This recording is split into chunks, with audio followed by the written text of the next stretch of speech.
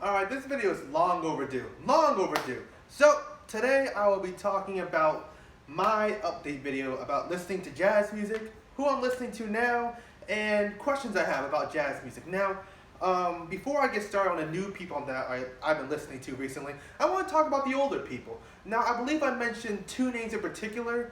Thelonious Monk, no, three names. Thelonious Monk, VJ Ebert. I still don't know if I'm pronouncing his name wrong. I'm sorry. I love the man's music, but I just cannot pronounce his name. Or maybe I am pronouncing it right. Who knows? I need to watch like an interview or something where they talk about him and they say his name. So I'm like, oh, that's how you say his name. All right, but I digress. So Thelonious Monk, VJ Ebert, and Snarky Puppy. I believe those are the three that I've talked about. And I'll just give an update. So the first one, Snarky Puppy. I haven't really been listening to their music as much. I still enjoy it, but I just feel like it's kind of weird because when I first started listening to it, I was like, oh, this is jazz music, right? But then when I discovered like Thelonious Monk, VJ Ebert, and some other people, I'm just like, this sounds kind of like jazz, but not really. So it's kind of weird. I guess it's kind of like the Slipknot of the jazz world, where it's just like people are like, oh, Slipknot, that's not real metal. That's like hip hop, baby, death metal music. That's not real metal music. I guess that's the same with Snarky Puppy. I still enjoy their music, but it just doesn't feel like jazz to me, I guess.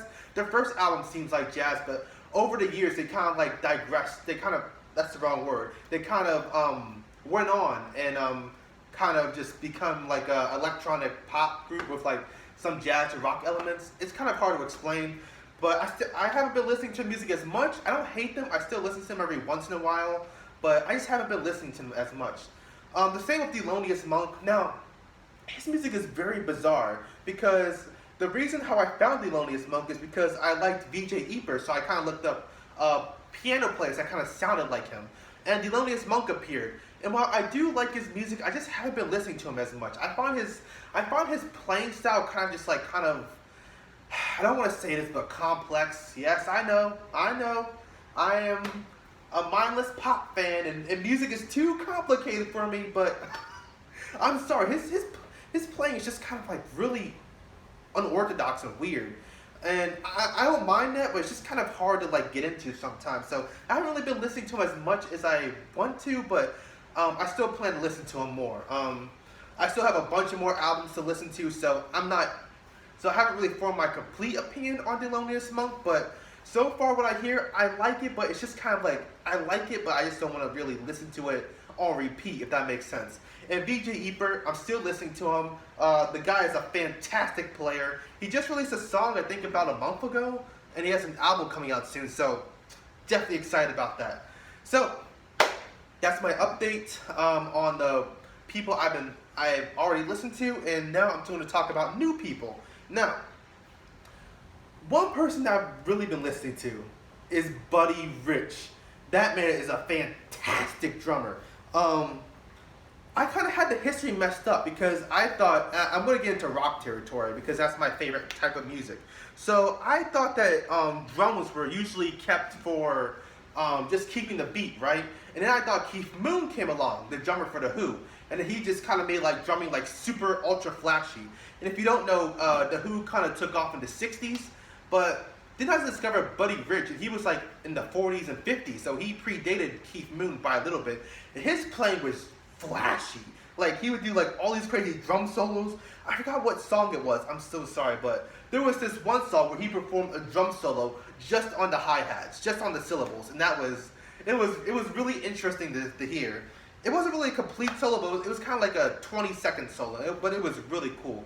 And he would just do a bunch of drum solos. It's just incredible. It's just mind-blowing, really. He's easily in my top 5 favorite drummers right now. I'm not sure if I like him more than Neil Peart, but if you don't know, Neil Peart is the drummer for Rush. Neil Peart is my favorite drummer of all time, and Buddy Rich was one of his idols. So I was like, you know what? If I like Neil Peart, why don't I check out his idol, Buddy Rich? And I'm wearing a Rush t-shirt right here, if you don't see it. Oh yeah, look at that. Ooh, that shirt looks good on me, don't it? But yeah, Buddy Rich, he has just been a musician I've just been listening to a bunch. I listened to all his albums on Spotify, his live albums, his drum solo albums, his studio albums. Just great stuff. He's not just a flashy drummer who can do drum solos, but his beats are really good too. Like he has like the right amount of compression, and he just steals the show. Like Buddy Rich is just fantastic. And another jazz musician I've been listening to. I'm not sure if you would classify him as jazz, but Ray Charles. My girlfriend and I watched the Ray Charles movie. She really enjoyed it. I love the Ray Charles movie. Excellent movie. And I've been getting into his music. And it might sound weird because some people think of Ray Charles as more like a soul singer or more of an R&B artist, but he has a lot of roots in jazz music too. Like he has a good he has a lot. I don't want to make an estimate actually, but he has like a lot of like albums where he just plays the piano. And it's just like jazz-based music where he's just playing piano solos. And honestly, I think Ray Charles is a super underrated piano player. Like his phrasing and his piano melodies are just really good. Like there's a reason why they call him the genius. So Ray Charles, I guess I've been listening to a lot of his stuff. His more jazz stuff where he's not even singing, he's just playing the piano like I said, and it's just really great. I really think he's an underrated piano player as far as his technical skills go. And he's blind too, so that speaks volumes. So Ray Charles, another person I've been listening to. I've been listening to a lot of his soul stuff, but also a lot of his jazz stuff, which is super excellent. The man can just do whatever genre he wants and makes it sound good. And I think the last person I want to talk about is Aretha Franklin. And a lot of people are like, oh, Aretha Franklin, she's a soul singer, she's an R&B artist. But that's true, but she also has like a good 5 albums that are just like her singing over jazz stuff.